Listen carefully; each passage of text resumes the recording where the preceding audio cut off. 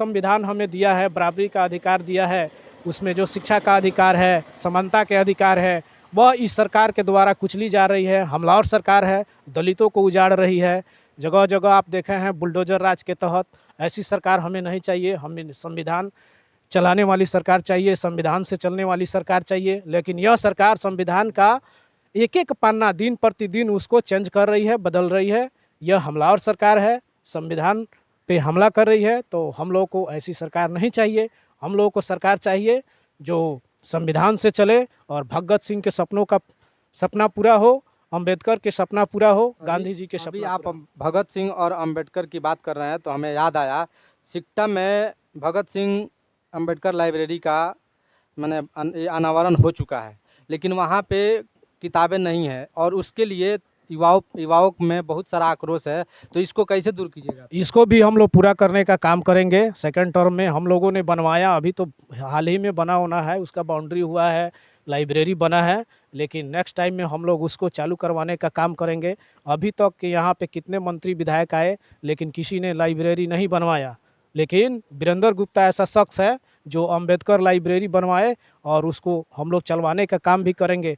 और संविधान का उद्देशिका भी आपके ब्लॉक कैंपस में लगा हुआ है, आप देख रहे हैं। और कुछ संगठनों द्वारा शांति चौक पे हॉस्पिटल बन गया, लेकिन वहाँ डॉक्टर नहीं है। कई लोगों का ये सवाल है कि विधायक के द्वारा तो हॉस्पिटल बनाया गया, लेकिन वहाँ पे डॉक्टरों की कमी नहीं होने की वजह से कहीं ना कहीं उन लोगों में आक्रोश है एक तरह का। नहीं, दवाइयाँ तो मिलती हैं वहाँ पे, लेकिन पूर्ण रूप से अभी डॉक्टर नहीं है। इसको भी वीरेंद्र जी लिखे हैं, ठीक है। वहाँ भी डॉक्टर रहेंगे। यह बिहार सरकार की देन है। कोई विधायक नहीं चाह सकता है कि यहाँ डॉक्टर ना रहे, इलाज ना हो, मेरा नाम ना हो रोशन। यह इस सरकार की देन है। हॉस्पिटल बन जाती है, कितना वह तो पहले 20 सालों भाड़ा के रूम में चलता था। माननीय वीरेंद्र गुप्ता की देन है कि उनको लिख करके वहाँ ज़मीन उपलब्ध करवा के हॉस्पिटल बनवाए। और यह सरकार जब बदलेगी तभी पूर्ण रूप से विकास होगा। डॉक्टर रहेंगे, लाइब्रेरी में पुस्तकालय रहेगी। यह सरकार का चौतरफा हमला है नौजवानों पर, किसानों पर।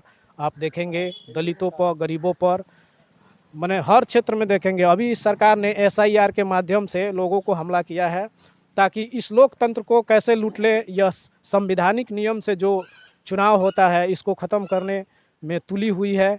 72 लाख है आपको बिहार में वोट काट कर चाह रही है कि महागठबंधन के वोट को काट करके, लोगों को, दलित गरीबों का वोट काट कर हम इस लोकतंत्र को कैसे लूट लें और फिर अपना सरकार बना लें। अभी महागठबंधन का सिकटा मायनाटाड़ में जैसे मुस्लिमों का वोट अधिक है, लेकिन यहाँ पे मुस्लिमों की पार्टियाँ भी लड़ रही, जैसे MIM। तो क्या कहिएगा, अगर वो लड़ती है तो क्या महागठबंधन को नुकसान हो सकता है?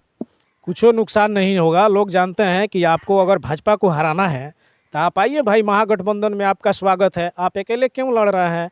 आप अकेले लड़ रहे हैं वोट काटने के लिए, आप वोट कटवा बने हुए हैं। आपको लड़ना है तो गठबंधन में आइए, स्वागत है आपका, और लड़िए। तो इस बार मुस्लिम दिग्भ्रमित नहीं होंगे, चाहे दलित गरीब कोई भी दिग्भ्रमित नहीं होगा। सब लोग वोट देंगे माननीय वीरेंद्र प्रसाद गुप्ता जी को, और फिर से यहाँ पे हम लोग चुनाव को जीतेंगे और चौतरफा विकास होगा। आप लोग नारा दे रहे हैं वीरेंद्र गुप्ता आंधी है, चंपारण की गांधी है। तो कहीं ना कहीं लोगों में विधायक वीरेंद्र गुप्ता के लिए एक आक्रोश पैदा हुआ है कि मैंने नहीं बोलते हैं, ब्लॉक में भ्रष्टाचार के खिलाफ नहीं बोलते हैं, मैंने थाना वाना में नहीं बोलते हैं। ये सब चीज़ को लेकर के एक तरह से लोगों में आक्रोश है, उसके ऊपर क्या कहिए? ऐसा बात नहीं है, बोलते हैं, ये गलत बात है। ये सरकारें हैं, जिस सरकार में अफसरशाही है। थाना में जाइएगा आपको दलाली है, ब्लॉक में जाइएगा दलाली है। यह तो बिहार सरकार की देन है, उसको इस पे नकेल कसना चाहिए। देखते हैं यहाँ भाजपा जदयू के लोग आते हैं, CO से माल वसूल के ले आते हैं, तो वह तो लेगा ही। हम लोगों के रीजिंग में नहीं होता है। मैंने भी एक ब्लॉक में आदमी को पिटाई किया था, 500 रुपया मांगा था, तो आप जानते भी होंगे। तो हम लोग के रेजिंग में, चाहे वीरेंद्र प्रसाद गुप्ता के रेजिंग में, ऐसा तो नहीं होता है। हम लोग नहीं होने देते हैं। चलिए, बहुत बहुत धन्यवाद।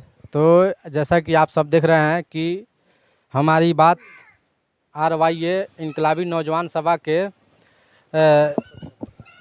स्टेट सदस्य से बात हो रही थी, और इन्होंने जो भी मुद्दा है उसको स्पष्ट रूप से बताया है। आप भी इस वीडियो पे अपनी प्रतिक्रिया ज़रूर दें, और 5 अक्टूबर को चंपारण की धरती पर काम